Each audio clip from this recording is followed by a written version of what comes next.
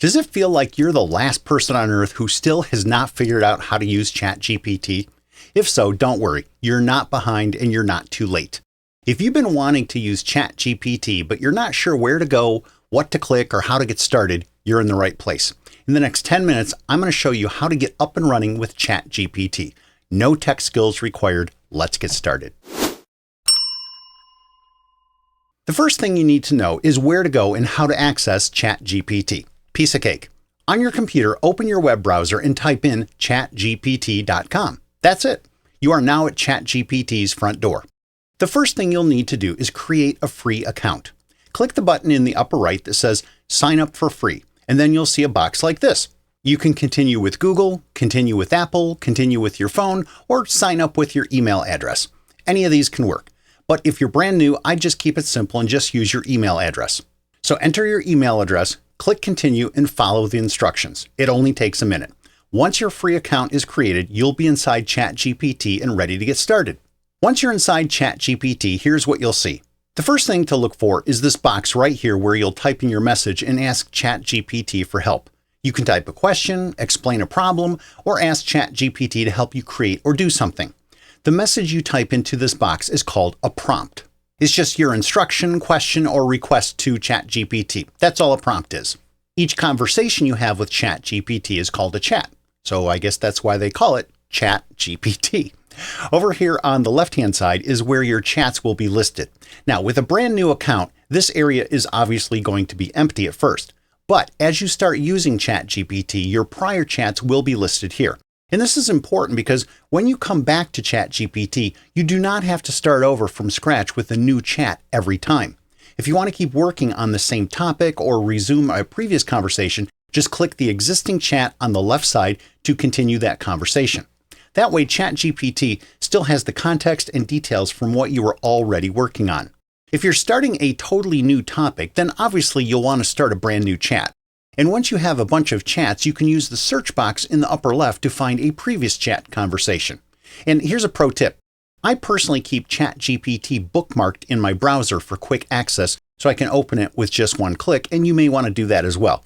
But it's perfectly fine just to type in ChatGPT directly into your browser if you'd like. Here's one of the most important things to know when you're first learning how to use ChatGPT. Do not use ChatGPT like Google. And here's what I mean. With Google, you normally type in a few words, hit enter, and then look through a bunch of search results trying to find your answer. ChatGPT works differently. Instead of typing in a search fragment or a search phrase, you want to talk to ChatGPT like you're talking to a real person.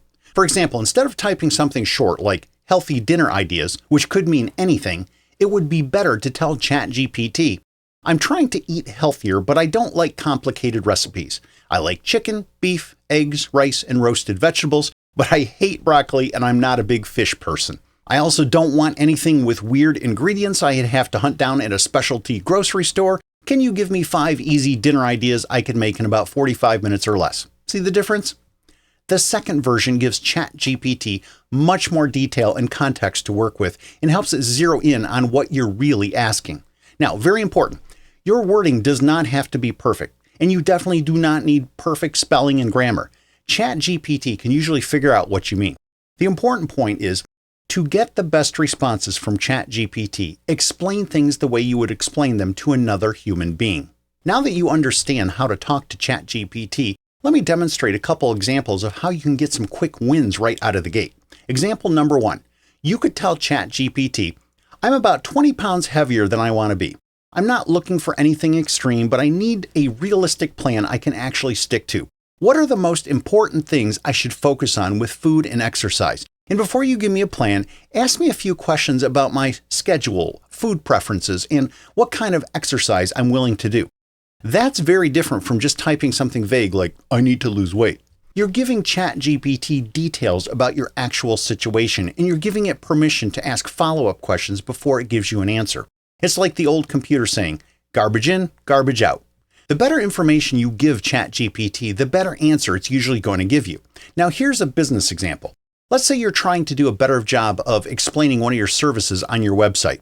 When you've been in business for a long time, you know your business inside and out. So it can be easy to forget what it feels like to be a brand new customer. and it can result in you omitting important information for people new to your business. So you could tell ChatGPT, here's a basic description of my service. Please rewrite it in plain English so a prospective customer can quickly understand what I do, who it's for, why it matters, what the benefits are, and how my process works. And if you have any questions that would help you clarify this updated description of my service, let me know and I'll provide those details. In this example, you're not just asking ChatGPT to make this better, whatever that means. You're giving ChatGPT clear direction and telling it what a good answer needs to accomplish. Here's something many new ChatGPT users don't realize at first. ChatGPT's first response does not have to be the final answer. A lot of people ask ChatGPT a question, get a response, and they think they're done. But remember, it's called ChatGPT for a reason. It's a chat, which means it's designed to go back and forth. So if ChatGPT's first response is too long, tell it, make this shorter and more concise. If it sounds too stiff or formal, say, make this sound more friendly and conversational. If ChatGPT's answer is confusing, tell it, please explain that again in plain English, or explain it like I'm completely new to this. And if ChatGPT misses the point entirely, you could say, that's not quite what I meant. Let's try that again. Here's what I'm trying to do. You're not being rude or demanding. ChatGPT is not going to be offended. Yes, sometimes ChatGPT will give you exactly what you need on the first try. But very often, it does take a little bit of back and forth to get things fully dialed in. That is completely normal. Now, once you're comfortable with the basics, ChatGPT can do a lot more than just answer typed questions. Here are 3 features you should definitely know about even if you're new to ChatGPT. First, you can upload files to ChatGPT. That means you can drag and drop PDFs, Word docs, spreadsheets, and even images right into ChatGPT, then ask it to summarize them, organize them, or explain them. For example, let's say you received a confusing letter from your insurance company. Instead of just sitting there trying to decode the whole thing yourself, you can just upload that document to ChatGPT and say, please explain this document in plain English. What is important? What are the most important things I need to know? Is there anything here that requires me to take action? The big takeaway here is you're not limited to just typing things from your keyboard. You can upload files and give ChatGPT something to look at. The second feature you should definitely know about is creating and editing images. Inside ChatGPT, there's an Images tab over here on the left where you can create images from scratch or upload and edit existing images. For example, you could ask ChatGPT to create an image for a social media post, a blog post, a YouTube thumbnail, or even just something fun for personal use.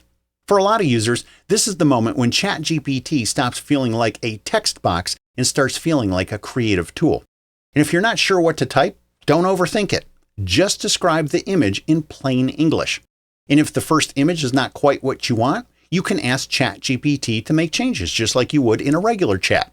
The third feature is voice to text. You may prefer to talk your prompts into ChatGPT instead of typing them. This can be incredibly useful if you're not the fastest typist or if your thoughts come out better when you just talk them through. Just click the microphone icon in the message box, start talking, and ChatGPT will turn your voice into text.